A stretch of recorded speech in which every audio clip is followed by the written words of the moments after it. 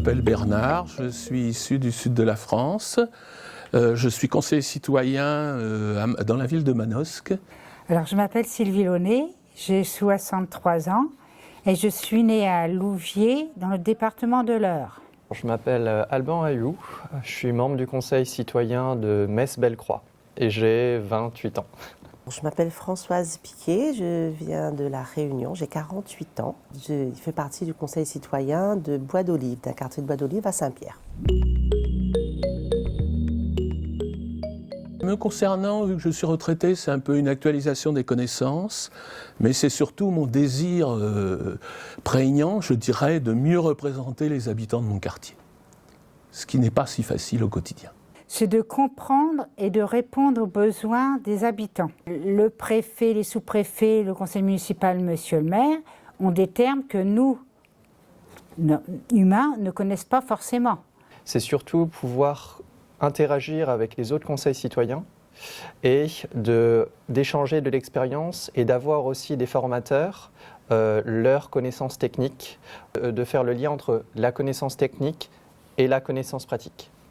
Connaître comment ça se passe dans l'Hexagone et j'attends vraiment beaucoup de cette formation pour faire la différence entre le conseil citoyen et vraiment les instances politiques parce que ça se mélange un petit peu.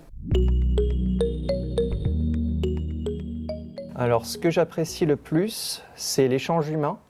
C'est pas que la formation technique, mais aussi ce qu'il y a autour et le partage d'expérience, mais aussi de sensibilité entre les différents conseillers citoyens. Là, entre nous, je trouve que la formation est très bien construite, elle est passionnante même, et c'est peut-être l'échange d'expérience entre mes collègues conseillers citoyens, et puis, j'allais dire, nous informer sur comment l'usage des habitants peut être pris en considération dans un projet d'urbanisme. J'ai apprécié d'aller voir un quartier, le quartier Paul-et-Loire à Bobigny, qui est en phase de réhabilitation. Aller sur le terrain, vraiment voir, là on était à Bobigny hier, donc effectivement voir comment ça se passe dans d'autres conseils citoyens et c'est vraiment être vraiment à terre par rapport à ça.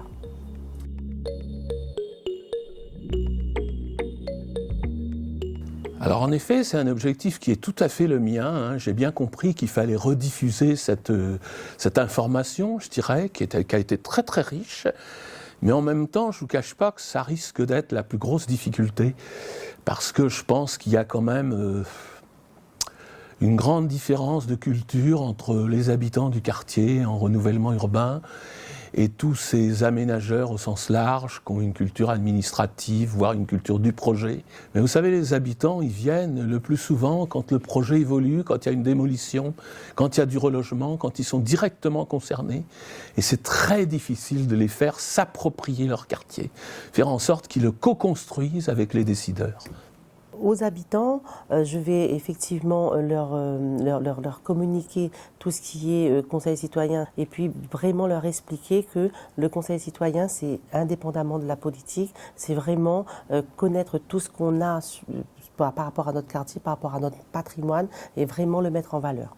Je me sens prête à répondre aux besoins des habitants et je vais conseiller aux autres membres du conseil citoyen de venir faire cette formation. Grâce à la formation, ça m'a permis de structurer ma pensée, de mieux comprendre aussi le rôle des différents acteurs qui structurent notre quartier et ça me permettra de mieux expliquer ce qu'on vit dans le quartier, mais aussi les enjeux et à quel moment on doit s'impliquer dans les problématiques du quartier.